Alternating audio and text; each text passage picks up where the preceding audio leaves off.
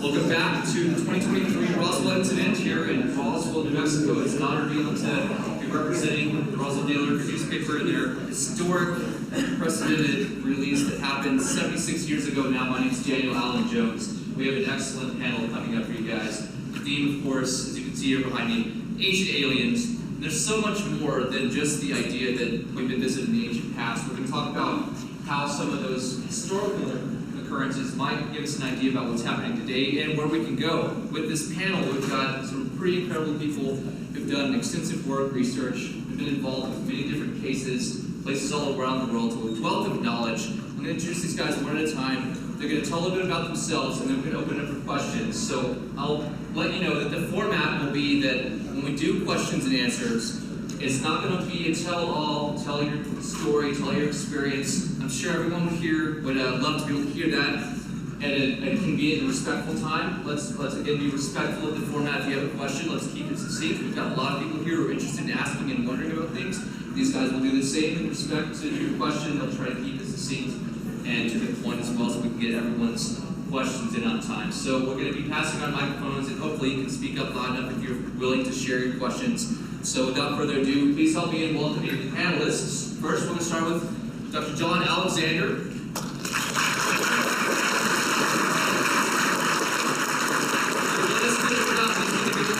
Later today, he can tell you all about the things he's been involved with. Let's go ahead and bring up our next guest, Stanley Milford.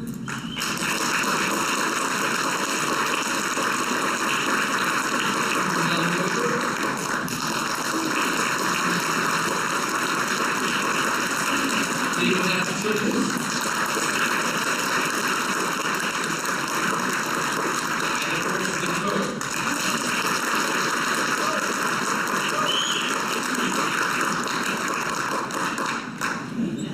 Quite a lot in here. Everyone has their respective backgrounds. There's so much we can get into. What they're going to do first is let you guys know a little bit about who they are, what they've been involved in, what they're interested in. And I'll let Nick start over here on everyone's left side. And then you can take it away. Here you go, Nick. Well, thank you very much, and really great to be here in Roswell with you all, and with such a great panel. So I'm Nick Pope. I used to work for the UK Ministry of Defence. I was a civilian employee there for 21 years. For much of the 90s, I looked at the UFO issue for the department, and my job was to evaluate the sightings and determine the defence implications of the phenomenon. And what I'm working on now, a number of different things. Obviously, this being an Ancient Aliens panel, I could not mention the fact that we have a live stage show based on the TV series Ancient Aliens Live. It's a 90-minute show.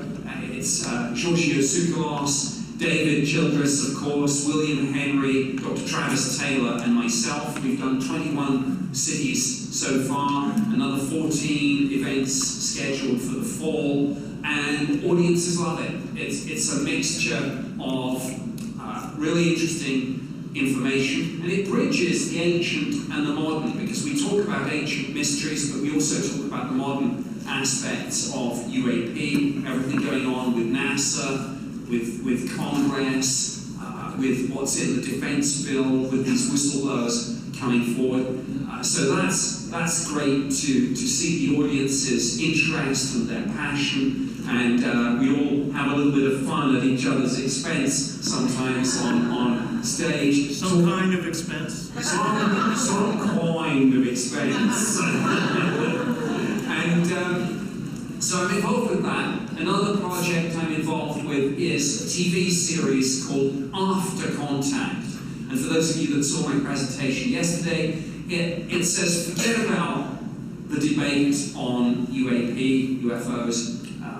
If this is extraterrestrial, if we get disclosure or first contact, what happens next? What are the societal implications in terms of politics, religion, science, technology, the economy, philosophy, and much more besides? That's on Billy Carson's Forbidden Knowledge TV network, 2 seasons, 6 episodes each, and that's been great to do. And what interests me at the moment, of course, I've alluded to it, is everything going on in Congress, We've got both in the Senate and the House ongoing engagement from the oversight committees, the intelligence committees, the armed services committees. It's a little bit of a mess because of so many fingers in the pie, but my goodness, as you've probably seen, hardly a day goes by without a new revelation on this, whether it's David Grush, whether it's Marco Rubio or Kirsten Gillibrand or any of the other congressional representatives speaking out. So, interesting times.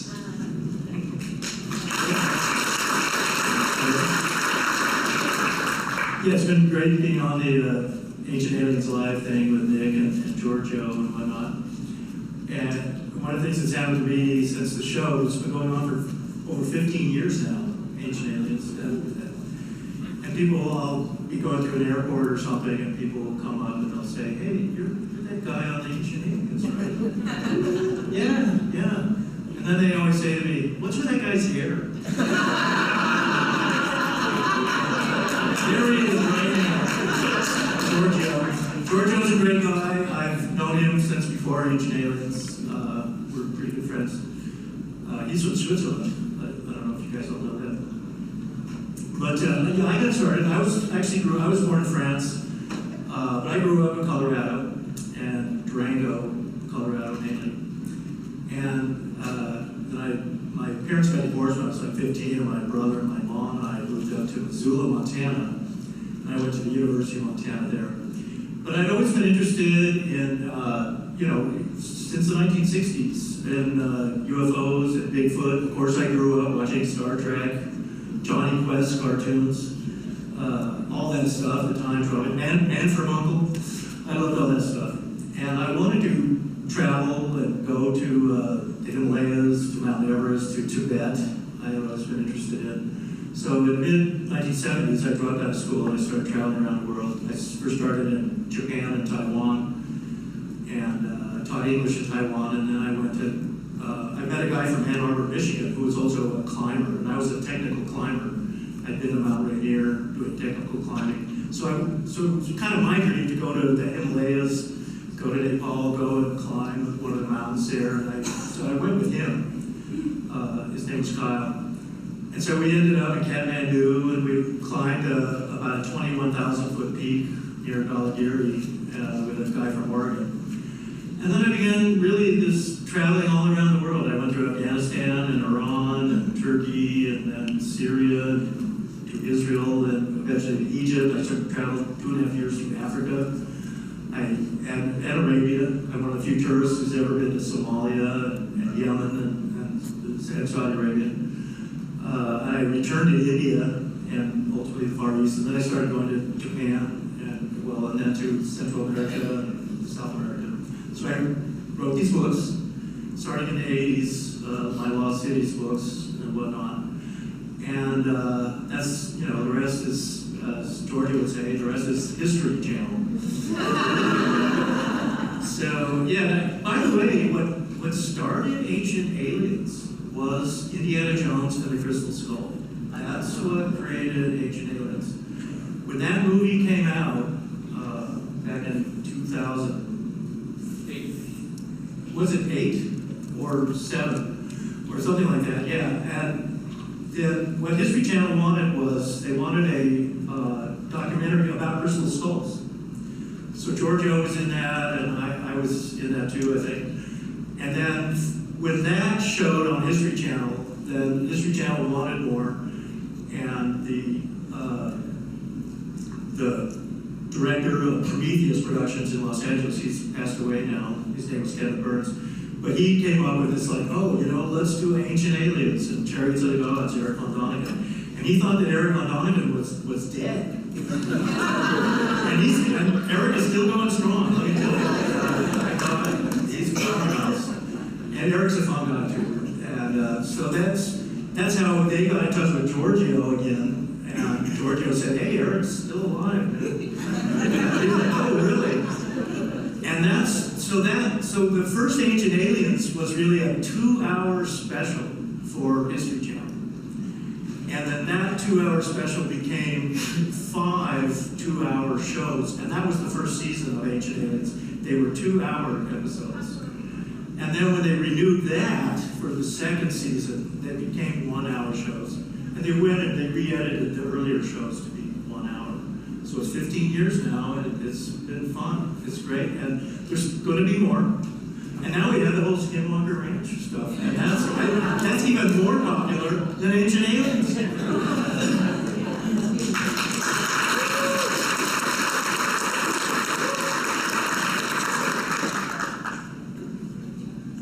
John.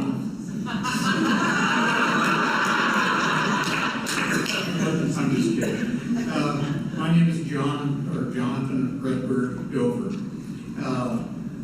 As you know, I've been on Ancient Aliens. I've been on Skinwalker Ranch.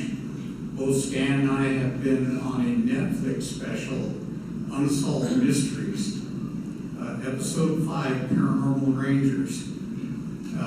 Believe it or not, when they asked us to do that show, we told them that if they did not portray us accurately and truthfully, we were going to walk away from it.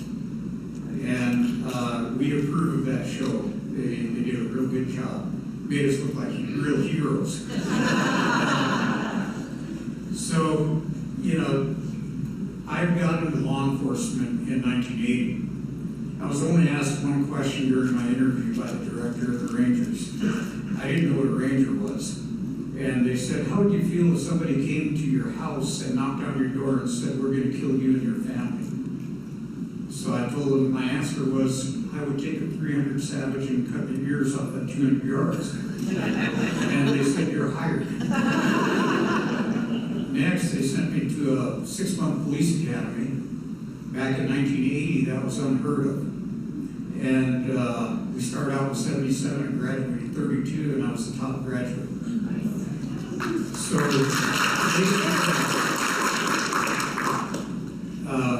it takes about 3 years to fully train a Ranger. So I went through EMT training. I was the only uniformed officer on the reservation before or since to be licensed as the emergency medical technician. I was also a co-SWAT team commander with Stan for backcountry SWAT. I was a technical rescue instructor. I did a lot of climbing too. And I was in the National Speleo Society. So I like to go underground in dark places. So lots and lots of adventure. Both me and Stan are firearms instructors. And for those of you who like guns, we actually had a partnership with Gunsight Academy over in Paulden, Arizona. We're the only law enforcement agency in the United States to have a partnership.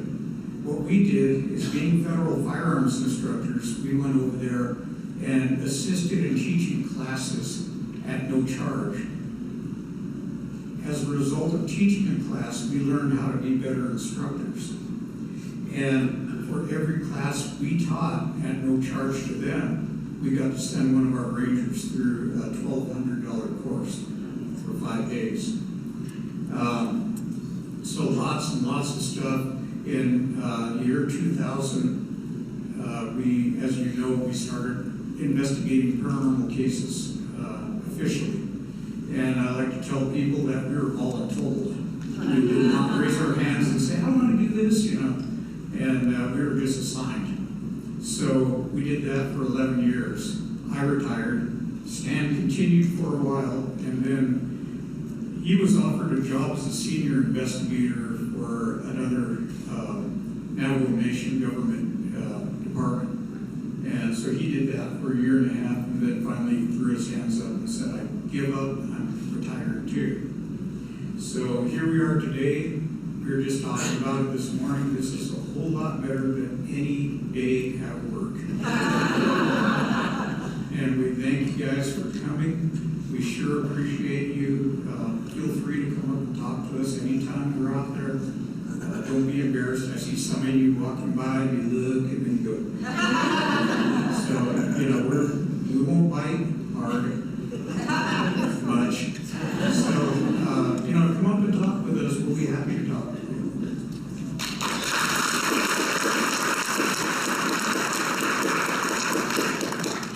My name is Stan Milford Jr. Like John had said earlier, I worked with the Nomination Rangers for 23 years, working straight from a Ranger recruit at the Federal Police Academy into the job of a Ranger and then Ranger Sergeant. And at the tail end of my career, I was delegated as a Chief Ranger for Nomination for 2 years. I did that work. But us being here really is a result of being assigned to what was called special projects. We headed up a section under the Nomination Rangers that dealt with high-profile investigative cases. We did dignitary protection, we did the SWAT response, a lot of different types of work, but in that was a small portion of that was the paranormal cases, dealing with cases that involved UFOs, alien contact or extraterrestrial contacts, haunting cases, just a wide range of a lot of different paranormal type of things. The fact that this is an indigenous or Native American culture, you have interwoven the cultural aspect, dealing with witchcraft and things of this nature, and or shape-shifting. So we come here, to events like this weekend and share the information from those cases with you, the general public, to let you know that if you have these experiences, you're not alone. A lot of families have these experiences somewhere within their family. If it's hauntings or seeing UFOs or things like that, I think it's much more commonplace than what we could ever imagine. And so we welcome you here, and we're glad to visit with you and share our stories with you and hear from you. But thank you for coming out and being a part of this. Thank you.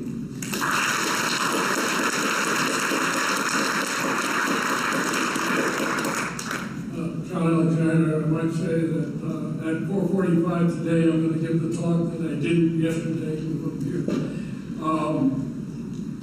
Where to start? About half a century with the government, one form or another, 32 years with the military.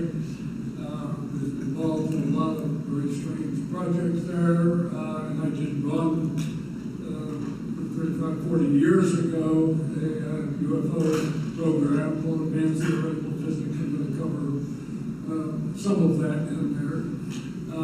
My doctorate was under Elizabeth Kubler-Ross, and so I'm going to talk a lot about near-death studies, after-death communications, and we also and the relationships between all of that.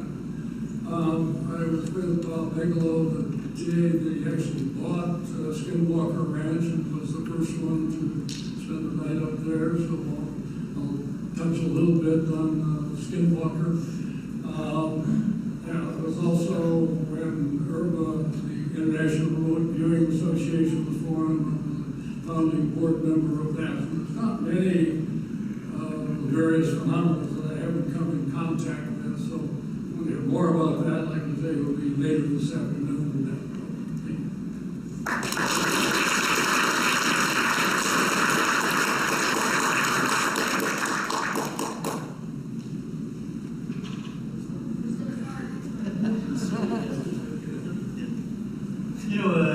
I know we'll get into the question section here in a minute, but since we have, you Skinwalker Ranch guys up here, I would like to ask you guys a couple of questions myself. I've not been to Skinwalker Ranch myself. Have you been there? No, Nick hasn't been either. But so you were the first person to spend a night up there with Bigelow, I guess. Yeah, tell us a little bit about that. Yeah, it was the first night in Bob. Terry German was, of course, living there. We had heard, well, first of all, NIDS had been formed. I was with NIDS, which is the National Institute for Discovery Science, Bob set up, and it was to look at two areas, UFOs and continuation of consciousness after death. We had heard a lot of things. I mean, we could talk for hours just about Skinwalker itself. It is a very strange place, and very strange things do happen there. Certainly don't understand it. there's some stuff coming that I know about from Brandon. Not supposed to talk about what Washington Ranch. The other is that there's now one called Beyond Skinwalker Ranch. I'm going to be in one on the 25th of July, I think. This is going to be the Chris Bledsoe case, so I'll talk a little bit more about that later. But it's interesting, some people have, all of these strange experiences. When I was up there, about the strangest thing that happened the first night was a lot of mosquito bites. But there were, from cattle mutilations, anything you've seen actually happens at the ranch, and it goes on and on. Like I said, I'm not sure how to address it without taking hours to do so. I do know that, people cannot get there, but I do recommend that watch the program on it. It's done with the same folks as HNA. If anybody has specific questions, I can address that. But Who named it Skinwalker Ranch? Well, that was one of the strange things. It was never Skinwalker Ranch while we were there. That was something that came up later. It was just, the ranch, or known earlier as the Sherman Ranch or whatnot. And later, the whole notion of Skinwalker, because of what the Navajo were in the area, and that's how it got attached. And then actually the TV program did more for making it, famous as such. Well, in that book too by George Knapp. Oh yeah, well, George Knapp and Colin Gallagher wrote a book that I do recommend on the search for Skinwalker, and it's pretty accurate and describes a lot of the various events. I think the strangest one, this may have been in the second one, Wilakowski, but where the column, they're out at night near the old homestead, and this thing goes trekking along, and he swears that it was a small dinosaur. And we had a number of incidents like that in which strange, I'll give you a quick example. The first one, very well known, but Terry was working, he sees this thing like a big wolf coming across. Well, I thought it was a dog at first, kept walking up to him. But Terry's a big guy. The wolf walks up and is about this high on his chest, and he said, well, somebody's domesticated the wolf. And so they go, and then the wolf reaches under the rail, grabs the 600-pound calf by the snout, tries to pull it out. So Terry takes a 2x4 and hits it, and that didn't actually do much. Got a .357 Magnum that from here to that table, and shoots it directly into the heart. Well, that got its attention, and it goes wandering off. Hunters there, they have an elk rifle. He takes an elk rifle off and hits it with a 258 grain bullet. Some stuff flies off of it, and the wolf goes on and then disappears. By the way, they sent trackers out, and the footprints go out there and then just disappear. The other thing was, when I mentioned the stuff that had come off, they picked it up and it was putrefied. Yeah, I'm going to drop some knowledge on you here. They call it Skinwalker Ranch because of the romantic story that when the Navajos came back from Bosque Redondo and the Long Walk, that the Utes had provided scouts for the U.S. military. And so the Navajos supposedly were pissed off, and they cursed the land up there and caused skinwalkers to show up. That's the romantic story. The reality is that in 1868, the Navajos came back. They rounded up 40 skinwalkers over 9 years and killed them. Not because they were witches and all this stuff. There's a underlying story there that there were actually Navajo groups that wanted to go to war with the United States even though they signed a treaty. And so when you have an opposing faction like that, you point at the person and you say, he's a witch. And they killed them. That eliminated locates your potential rival. And so over 9 years, they killed 40 people that might have been opposed to the treaty. The ranch itself, my job for 27 years was an archaeological law enforcement officer. And as such, I was trained by archaeologists. During my times up at Skinwalker Ranch, what I found out is that the Fremont people, 900, 1,000 years ago, had ceremonial places all around that area. They were holding ceremonies to, in essence, keep evil on that side. So the historical record goes way, way back, thousands of years, not just 120 years since 1864. So I have been able to disprove that completely. And it's not about Skinwalker, but it is about high strangeness. Well, guys, we can open it up if you're prepared to take some questions. We're going to do a quick mic switch over. I've got a wired mic with a new speaker. We're going to pass the wireless one around so you guys don't have to line up, so it's going to cause a lot of commotion. So we're going to switch over. That way it can make it a little bit easier for you guys. Let me get this on.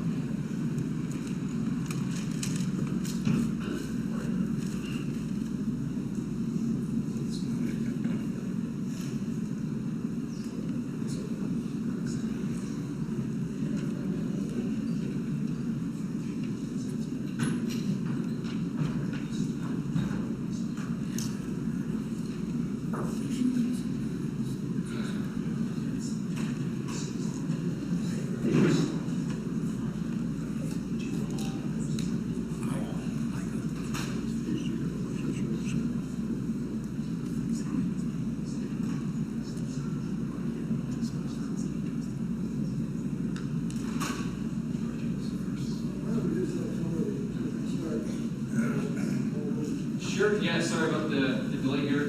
For anyone, let's see, for anyone up here at front, if you'd like, let's go ahead to the VIP section. If you guys have a question, feel free to shout it out and repeat the question. One quick question. Can you guys give any insight on the recent happenings in Las Vegas with the new sighting? Does any of it make sense to you guys? Yeah, this is The one where they saw the aliens there. Thank you. I think the question is about this bizarre aliens in my backyard sighting, right? Right. Yeah.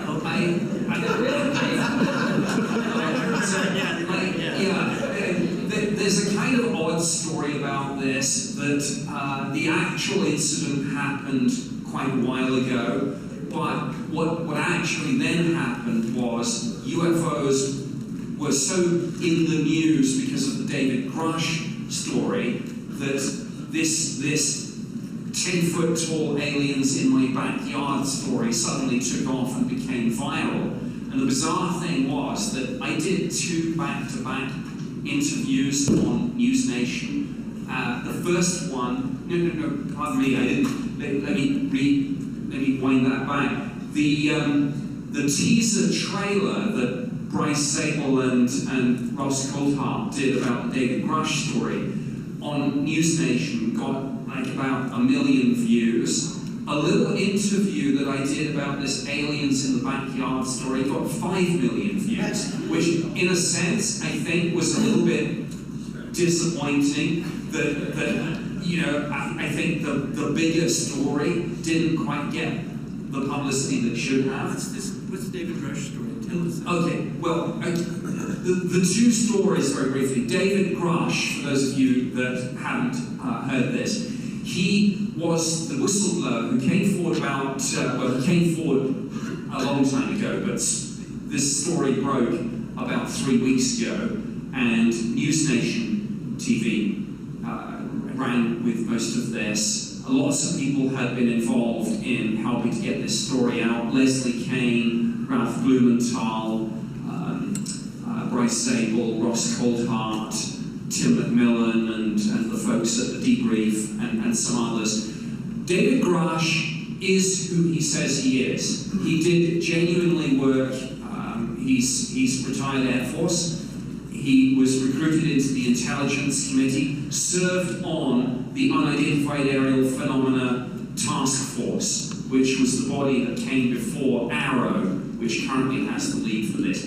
His story is that he interacted through his position on the UAP task force with obviously a whole bunch of other intelligence community personnel from a whole bunch of different agencies and branches of the military, etc. And that essentially he was told all these stories that you've heard about crashed UFOs and wreckage and bodies, they are all true. Now, by his own admission, he has not had first-hand, hands-on any of this debris, and not just debris, some intact craft too, allegedly. But he says he's had it from unimpeachable sources. He has, or elements of his story have been corroborated by a couple of other people. If you read the original article in the debrief, which is worth looking at, and a number of other people in the intelligence community have said, yeah, this guy is for real. Congress is currently evaluating his testimony.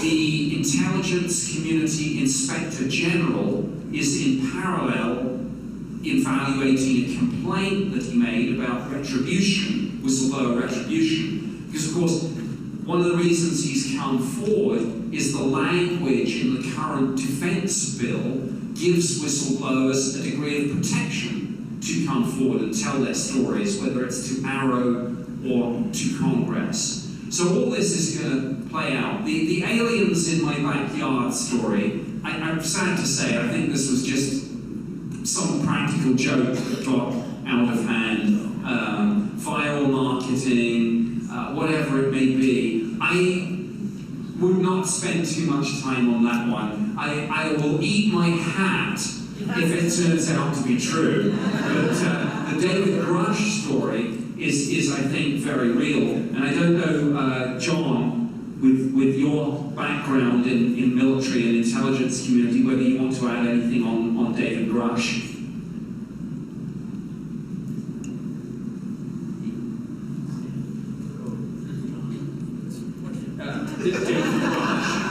David Grush. What do you think of the story? Yeah, I am going to cover that one as well. I have some very highly placed friends who say believe. Having said that, there was a fair amount of evidence to counter some of the stuff that's coming up. The problem, I think, what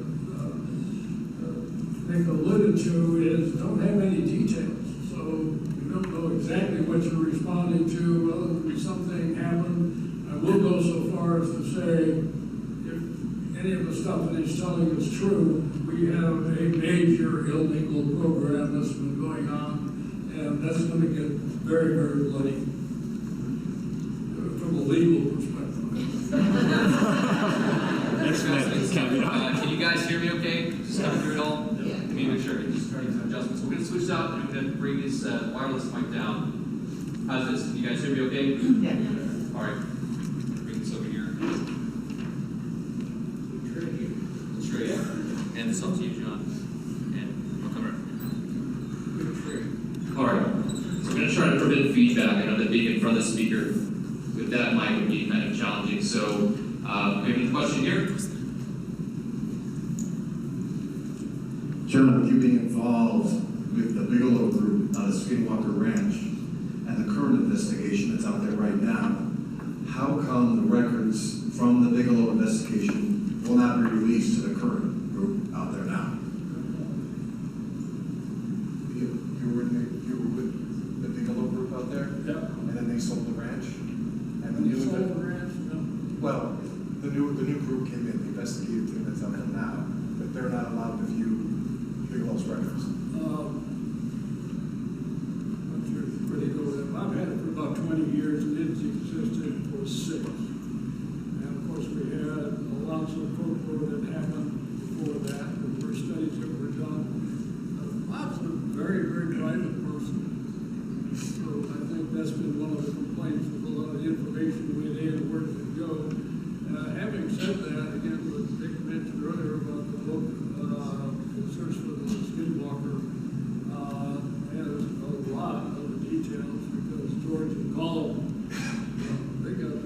video thing. This chapter is on some of the things that happened at Skinwalker. And it's, Brandon is much more open and really exploring. He's sinking a lot of money into the ranch and getting information out. That answers your question, but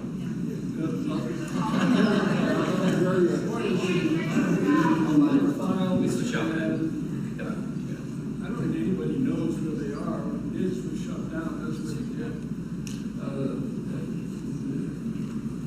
I'm not even sure where the NIDS files went. There were a number of case studies that were online. I think still are. But the difference, the huge difference between the owners. And Bob was very private and stayed out of the limelight until Bigelow Aerospace came along. Was never gave interviews at all. They either go to the Wall Street Journal in 60 Minutes as folks know. Don't know if it exists and if any of the other studies will come out. But I will say that what Brandon and his son went through with the current owner, the instrumentation that they have done far exceeds anything that we had with NIDS. I do know that John and I worked with agents from Robert Bigelow's group up on the Navajo Reservation. There was an investigation that we did that ended up being on the same longitude as Skinwalker Ranch, but this was on the Navajo Reservation. And the phenomenon there mirrored a lot of what was being reported up in Utah at Skinwalker Ranch. So in working with them, John and I worked really close with them. But I think at that time, Robert Bigelow's group were under contract with the U.S. government. And I think a lot of the information that was being collected, it's like being under, your non-disclosure agreement. And you're not at liberty to be able to share that kind of information with just openly with the general public. And John and I encountered that. I don't know if John wants to comment. Yeah, interesting thing, when you contract under the government, you do not fall under the Freedom of Information Act anymore. So the information that you collect can be locked down and kept secret and is not available to the general public. So that's why the information there from Bigelow's group is not available. It's still locked down. But of course, with Brandon's group up there, the current Skinwalker Ranch group, they've got TV episodes to do. And of course, and I know that anything you see on TV is real. Yeah, I'd just like to add to that. I think the point about some of these programs being put out to contract is very important. If you remember, ORSAT/ATIP was put out to Bigelow Aerospace via a contract from the Defense Intelligence Agency, precisely because not just were they set up to do this job, but as you've just heard, it gives an extra layer of protection from Freedom of Information Act requests. We had a similar thing in the UK where one time with a UFO intelligence assessment, another time actually with a remote viewing program. We did not do it in the Ministry of Defense. We took a contract and we made it even more difficult to find. What we did is we didn't even go through the competitive tender process. We took an existing contract with a defense company and we made an amendment to that where we brought in, frankly, a completely different subject. But because it was technically classified as an amendment, we didn't have to go through the competitive tender process and bidding. I think it was just about legal. But this is how government plays the game. And it's no accident that now, after 3 weeks of hearing the David Grush story, we are beginning to hear some talk about how these legacy special access programs may actually not be embedded in any of the branches of the military or the intelligence agencies, but that these programs might be out in the private sector. And you've heard, I'm sure, over the last literally, I think, just 2 or 3 days, some names of corporations being batted around, including Lockheed Martin, Northrop, Boeing, BAE Systems, and so on. And so watch what's going on with the private sector, Gesundheit. Yeah, maybe I'll just add one other thing to that too about, you know, secrecy in the military and stuff. What a lot of people don't realize is that NASA is not the only space program in the United States. We often think like, well, what does NASA say? NASA this, NASA that. Everything NASA does is public domain. Every photograph they take, every scientific discovery they make, it's owned by us, you know, the people. And everything is to be out in the open, supposedly. And everything NASA does is they're supposed to tell us. And every photo they take is public domain photo. But the Army has their own space program. The Navy has their own space program. And theoretically, the Air Force. Space Force. Yeah, now there's Space Force. That's just recently. Only in the last 3 years that we've had Space Force. But what Space Force did, and Space Force has nothing to do with NASA. What Space Force did was it folded the Navy space program in with the Army space program and with the Air Force space program. So that's the thing. These other space programs are in general top secret. They launch rockets too. We don't know what they're doing. They're putting stuff into space. They're putting astronauts into space too. But it's all top secret. They're launching rockets from Kodiak Island in Alaska. Did you know that? Yeah, when I was in Alaska, I found that out. I was doing an H&A show, and the guys started talking about how the Army was launching these rockets from Kodiak Island, and I was like, really? I didn't know that. But people in Alaska know that, and that's not top secret. But what is secret is what they do. We don't know where these rockets are. We don't know who's going up in these rockets. We don't know. They're building a space station. They're perhaps building a space station on the moon. Maybe they've had a space station on the moon since the 60s. We don't know. Because those space programs are all top secret, even today. One other thing that's related to that John and I found, at the time of 9/11, we found out that even our police departments weren't even communicating with our fire departments, even though they would be responding to the same emergencies and things like that. So when you talk about these different government departments and programs, even though they have similar interests, they're compartmentalized. They don't share information. This is my body. You guys go do your thing. And that's part of the problem too. Also, just so you know, and I have to say this because I'm one of those people that the Native American tribes have a deep distrust of the U.S. military. There's no surprise. We let our Homeland Security off in 1492 to go be with family, and look what came in the door.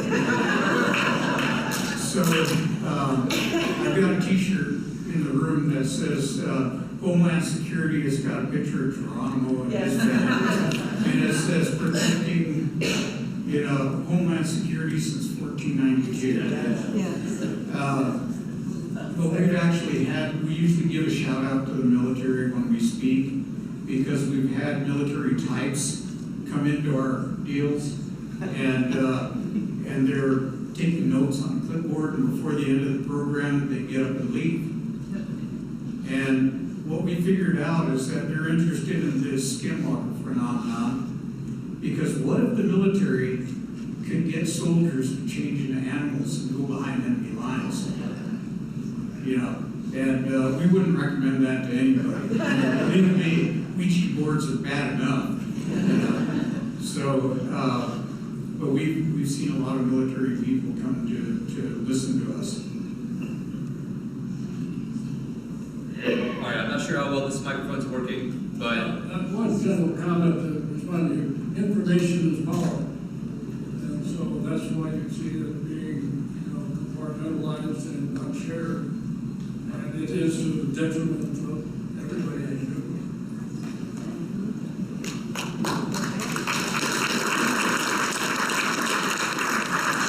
what I can do is I can pass the mic around. It looks like we've got a question from here. Please keep it short, and we'll move it around.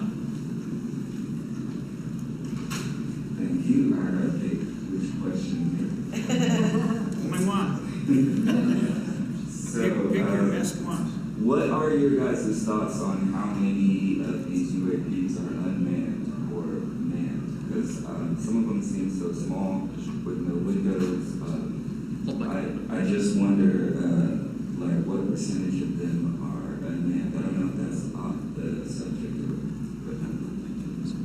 Idea of manned versus unmanned.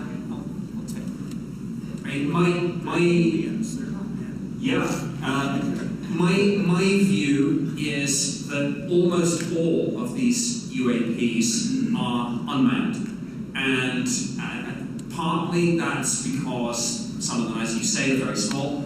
Partly because if we are dealing with interstellar craft, just the challenges of interstellar travel for biological life forms, whether it's gamma ray bursts, whether it's the time taken, or whether it's micrometeor impacts, I think it's far more likely that UAP are unmanned, and as I said in my talk yesterday, if we are being visited by extraterrestrials, I think it's more likely than not that that involves machine intelligence, post-biological as opposed to biological.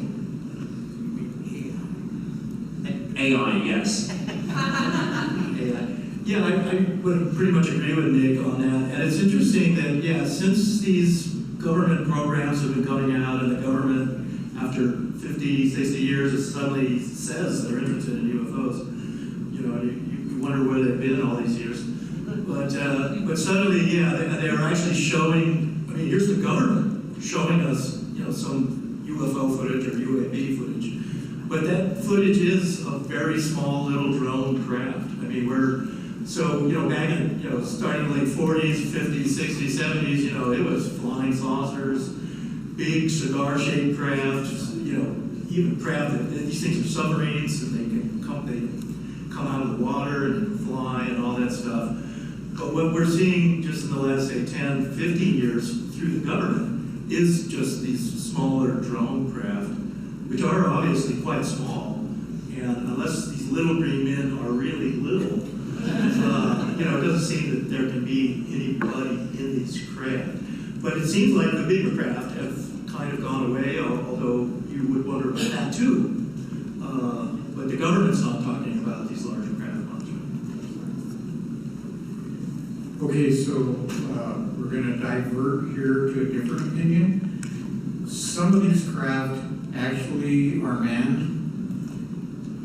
We think that they're coming from a different dimension. And if you look at string theory, it posits that there could be 12 to an infinite number of other dimensions. To make my point, the Large Hadron Collider actually ran an experiment about 10 years ago trying to open a dimensional gate and send a message through. I think that's a real bad idea. In the military, they teach you to never draw fire on your own position. So, but they try to do that. Wave a flag around and say, here we are. But it also would account for the numerous different types of craft and aliens that we're seeing. Maybe they're interdimensional and not interstellar. So currently they're looking at some possible portals or dimensional gates at Skinwalker Ranch that are up in the air on 2 locations over there. So there's a lot going on. I think we're going to be broadening our knowledge. And, we just have to be open-minded and ready for it.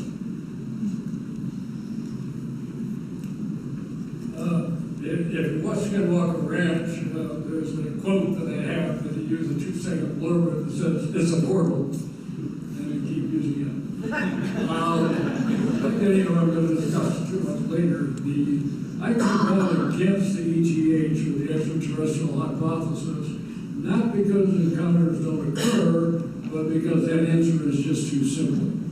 You know, some of the things you were like, let me make a major digression here. Many of you, I'm sure, saw the film The Exorcist back in that. I'm talking about the original one. Almost everything that was in that film actually did happen, with the exception of the 360-degree head spin and all those things. This gets back to the portal, whether you want to open that. Remember, the premise on that was that kids were playing with a Ouija board and opened up. So this gets into other realms other than just checking UFOs and space portals and all that. By the way, the first line of my UFO book is UFOs are real. The last paragraph says, whatever this is, it is more complex than we could possibly imagine. And I don't think we're at the point of being able to ask even the right questions yet. Let's just come up with simple answers.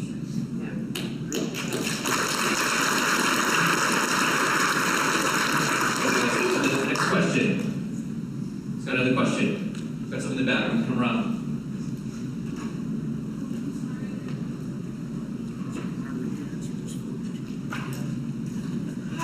I was hoping that you all could speak individually about how you feel about consciousness and and how that relates to the work you're doing, or if it doesn't.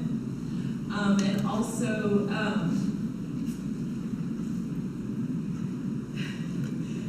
what can we do as citizens to bring down the, the fear that could possibly overwhelm us? If you have any suggestions on what we can do as a community, as a community.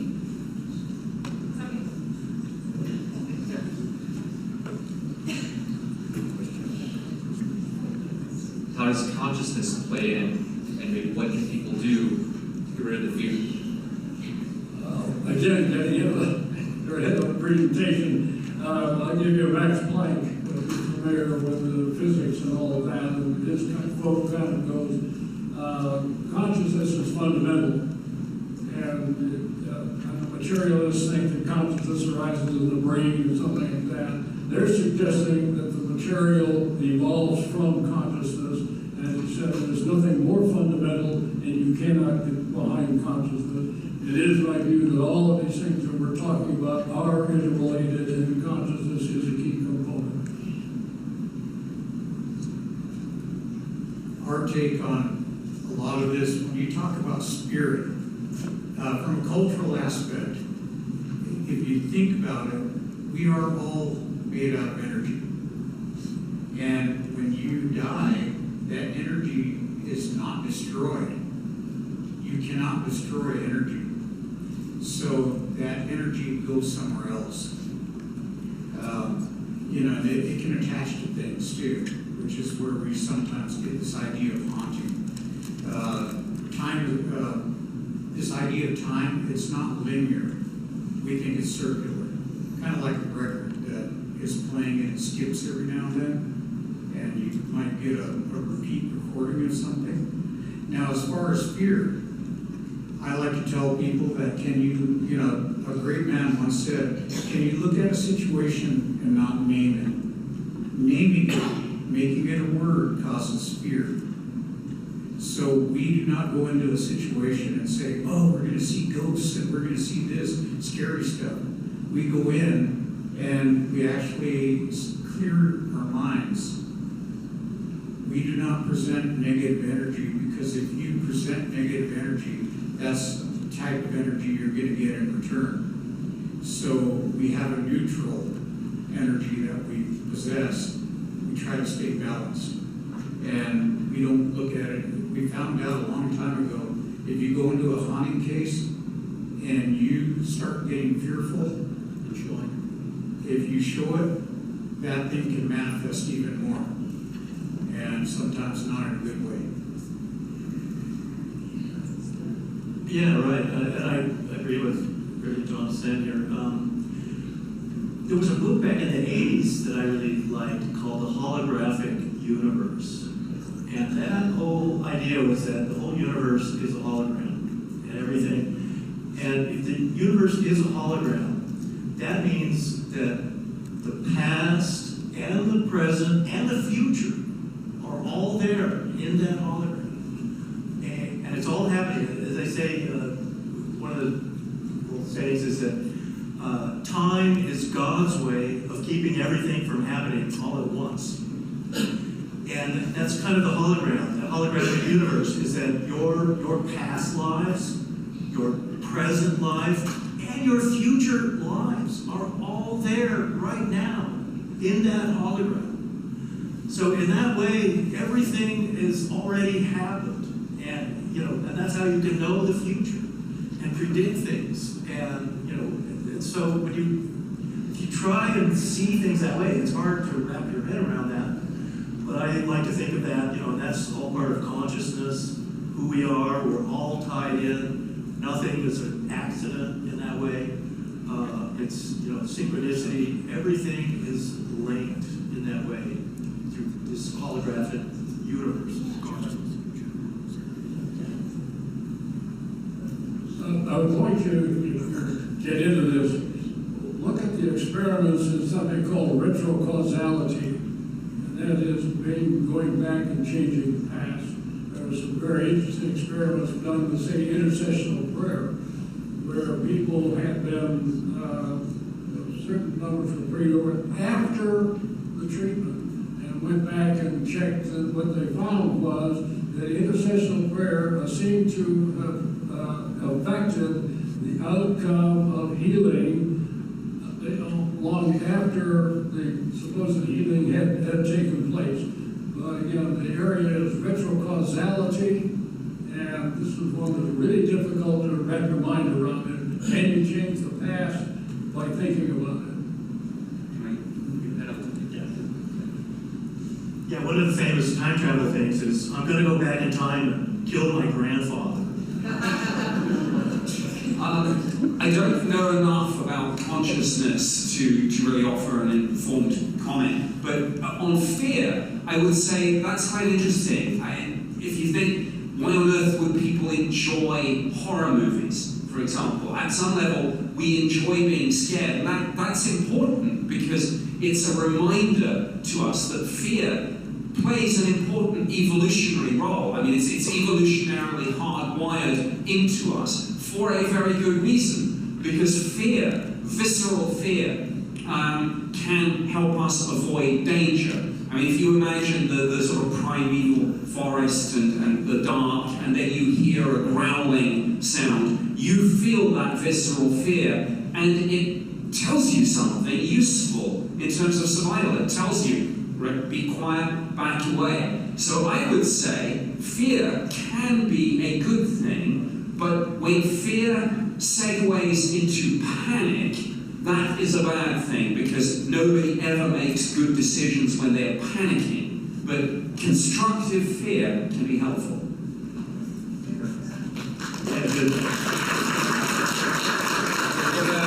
We could do this all day long. There's going to be part 2 tomorrow, so we can take a few more quick questions. Got one right here. I'm just one of the many frustrated viewers who is wondering why they aren't moving the heavy-duty mining equipment onto that ranch and blasting into that damn mountain.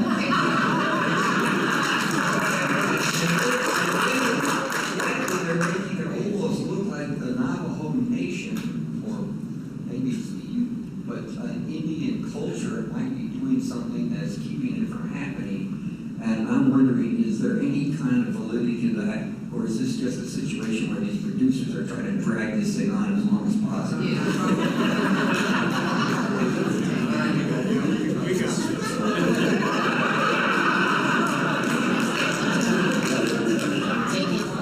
How many of you have ever heard of the dance of 1,000 veils? Okay, that's, stretch it out, there's money to be made, so let's take our time with this and uncover it a snowman time. So it'll be a while, but they'll get there. All right. Also, the Skinwalker Ranch is not on the Navajo Nation, by the way. This is on Fort Duchesne Ute Reservation. So, and it's almost surrounded by the Ute Reservation there.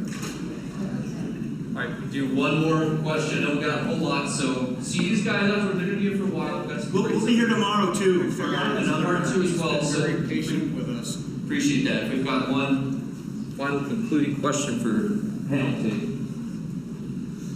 Here. Hi, my name is Ann, and David, I also live in Ann Arbor, so go blue. I'm just curious about AI, and if anybody's working on having hieroglyphs translated using AI, or anything else that we're not sure of, writing, if AI can translate that stuff. No.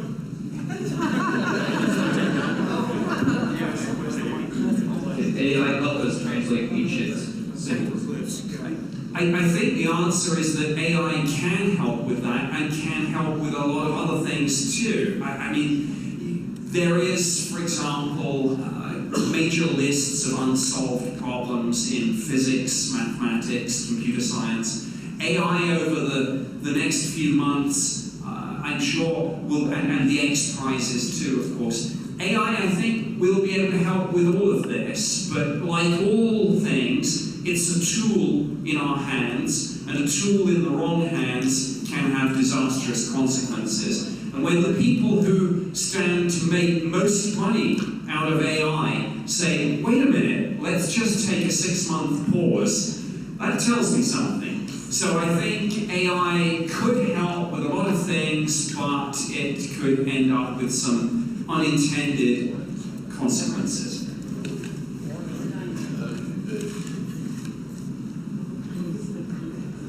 All right, well, let's give a good round of applause for